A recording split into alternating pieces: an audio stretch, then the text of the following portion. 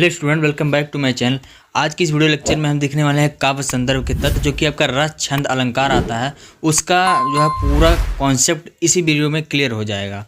रस छंद अलंकार आपका इससे बाहर आने ही वाला नहीं है। ये जो मैं बताऊँगा इतना बस पढ़ लेना है, उसके अलावा पढ़ना ही नहीं। श्रृंगार रस, सबसे पहले श्रृंगार रस देखते हैं। इसका परिभाषा आपको लिखना है, जब रति नामक अस्थायी भाव का विभाव अनुभाव और संचारी भाव के संयोग से होता है उसे श्रृंगार रस कहते हैं।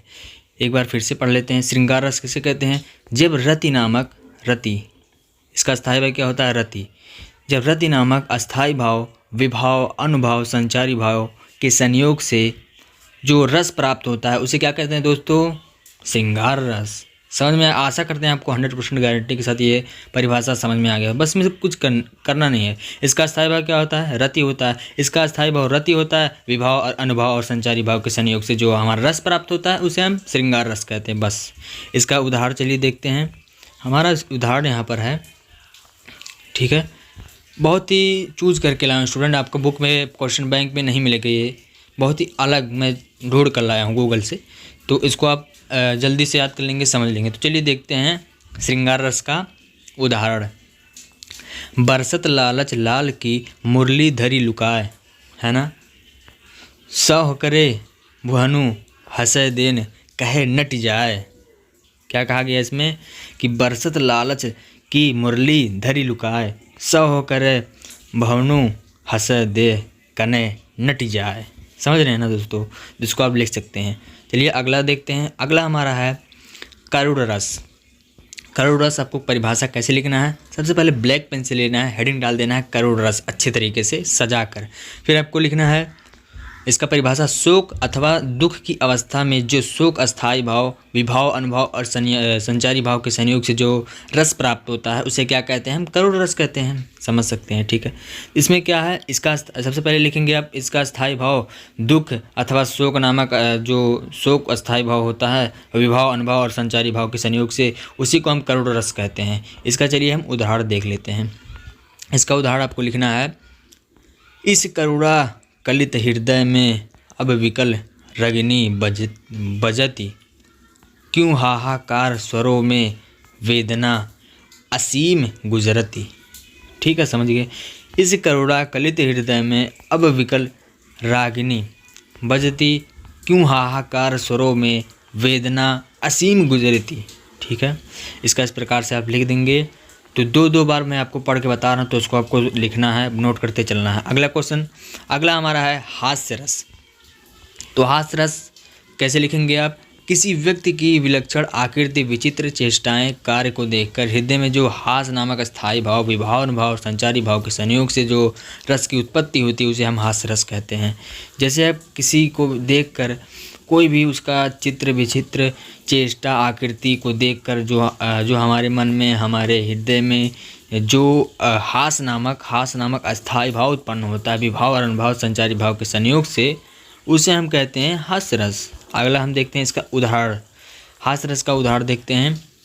इसका दो उदाहरण हम लेके आ चुके हैं। तो सबसे पहला उदाहरण है, इसको आप पढ़ने के बाद हंसी डेफिनेटली आपको इसका हंसी आएगा इसको पढ़ने के बाद। तो पढ़ते हैं, सिर पर गंगा हंसे भोजनी में भुजंगा हंसे। ठीक है, हास्य की को दंगा भयो नंगा के विवाह। इस प्रकार से नंगा गुंगा भुजंगा भुजनी ये सारे आ रहे हैं, तो आपको डेफिनेटली हंसी आ रहा होगा, तो इसको हम कहेंगे हास्य रस। अगला देखते हैं। हमारा सेकंड उदाहरण है यहाँ पर, बुरे समय को देखकर गंजे तू क्यों रोए, किसी भी हालत में तेरा बाल ना बंका होए। दोस्तों इस प्रकार से आप लिख सकते हैं। अगला हम क्वेश्चन देखते हैं। अगला हमारा है वीर रस। चौथे नंबर का हमारा वीर रस हो जाता है। तो इसको आपको कैसे लिखना है? उत्साह नामक अस्थायी भाव विभाव अनुभाव और संचारी भाव के संयोग से जो वीर नामक भाव उत्पन्न होता है। जैसे इसका अस्थायी भाव क्या होता है? उत्साह। उत्साह मतलब जागरूकता वीरता, समझ सकते हैं। और विभाव अनुभाव और संचारी भाव के संयोग से जो रस की उत्पत्ति होती है उसे हम कहते हैं वीर रस। स्टूडेंट यहाँ पर हम इसका उदाहरण देख लेते हैं वीर रस का। तो इसका उदाहरण आपको कैसे लिखना है इसको देख लेते हैं। ठीक है, इसका उदाहरण आपको यहाँ पर हेडिंग डाल देना है उदाहरण, और लिखना है, मैं सत्य कहता हूँ सुखे सुकुमार मत जानो मुझे, यमराज से भी युद्ध में प्रस्तुत सदा मानो मुझे हैं। और की तो बात, औरों की तो क्या बात, मैं गर्व करता नहीं मामा, तथा निज तात में समर में डरता नहीं। ठीक है, अगला देखते हैं। अगला हमारा छंद आ चुका है। छंद में बस इतना पढ़ लेना जितना मैं आपको बताऊंगा। ठीक है, उसमें आपका काम बन जाने वाला है। पहला हमारा है चौपाई। चौपाई छंद है, तो इसको कैसे लिखना है अपने एग्जाम में, देखिए कितना आसान सा तरीके से आपके बुक में बड़ा बड़ा होगा ना, तो उसको नहीं पढ़ना दोस्तों। यहाँ पर इतना आपको लिख देंगे उसका निचोड़, तो आपको डेफिनेटली नंबर मिलेगा पूरा। चलिए इसको पढ़ते हैं। चौपाई को कैसे लिखना है। ये एक सम्मांत्रिक छंद है। चौपाई जो है ये सम्मांत्रिक छंद है। एक अर्ध सम्मांत्रिक होता है, एक सम्मांत्रिक होता है। तो चौपाई एक सम्मांत्रिक छंद है। इसमें 4 चरण होते हैं और प्रत्येक चरणों में 16 मात्राएं होती हैं। आप वैसे समझ लीजिए कि चौपाई एक सम्मांत्रिक छंद है। इसमें 4 चरण होते हैं। इसके प्रत्येक चरणों में 16 मात्राएं होती हैं। इसका चलिए हम उदाहरण देख ले हैं। उदाहरण आपको इस प्रकार से बनाना है। सकल स्नेह शिथिल रघुवर के, गए कोस दुई दिनकर दर के, जलु थलु देखी बस निसी बीत, किन्हे गमन रघुनाथ पीरत। ठीक है, इसका ये उदाहरण हो जाता है। कैसे आपको बनाना होता है यह मैं आपको बता देना चाहता हूँ कि जैसे कि यहाँ पर छोटा की मात्रा है, तो इसके लिए आप लगाएंगे, क्या लगाएंगे, लघु। इसके लिए लगाएंगे जो एक वर्ड में है उसमें कोई मात्रा वगैरह नहीं लगा है, तो उसमें आप क्या लगाएंगे दोस्तों, लघु। ठीक है, फिर यहाँ पर इसमें भी लघु लगाएंगे। जो यन ना है इसमें बड़ा की मात्रा लगा है, बड़ी की मात्रा लगा है, तो इसमें आपको क्या लगाना है, गुरु। तो आप समझ गए होंगे इसको किस प्रकार से लगाना हो। तो जब सारा करेंगे तो एक हो जाएगा, और ये हमारा हो जाएगा, ये भी एक हो जाएगा, और ये भी एक हो जाएगा एक, और ठीक है, अब ये हमारा गुरु हो जाएगा क्योंकि बड़ा की मात्रा है, और इसमें भी एक एक, यहाँ पर 2। तो ये सारा हम जब जोड़ देंगे तो हमारा टोटल आ जाएगा 16 मात्रा दोस्तों। सभी को इस प्रकार के करना है। तो प्रत्येक चरणों में 16 मात्राएं होती है। ठीक है, अगला चलते हैं। अगला हमारा है सोरठा छंद। सोरठा छंद, तो इसको कैसे आपको लिखना है चलिए देखते हैं। यह अर्ध सामांत्रिक छंद है। मैंने आपको बताया ना 2 मात्रिक होते हैं, एक सम्मांत्रिक एक अर्ध सम्मांत्रिक।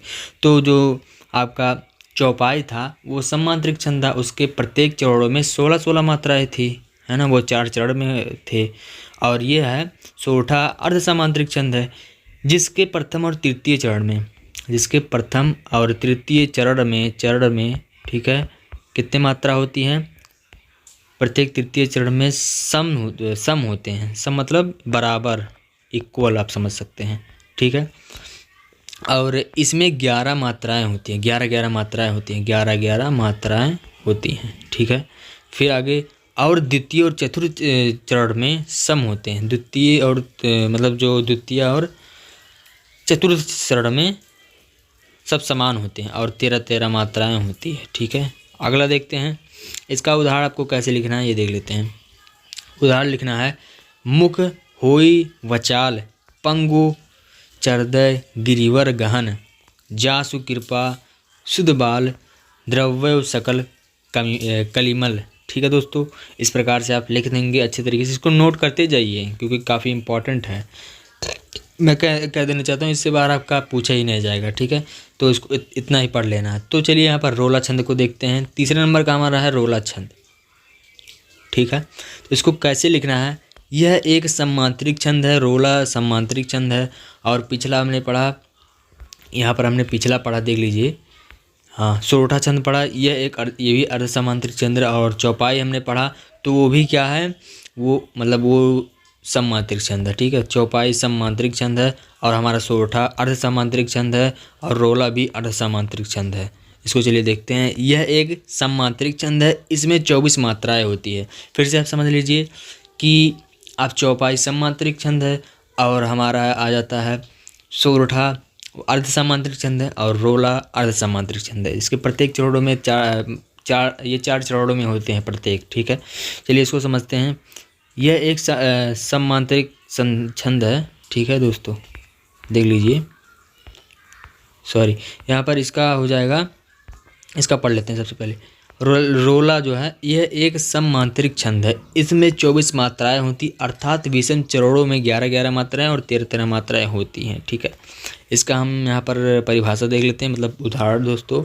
तो इसको पढ़ना है। नीलंबर परिधान हरित पट पर सुंदर है, सूर्य चंद्र युग मुकुट मेखला रत्नाकर है, नदिया प्रेम प्रवाह फूल तारा मंडन है, बंदीजन खग वृंद शेष फन सिंहासन है। ठीक है दोस्तों, इस प्रकार से लिख देना है। यहाँ पर हमारा आ जाता है अलंकार। तो सबसे पहला हमारा अलंकार है उपमा अलंकार।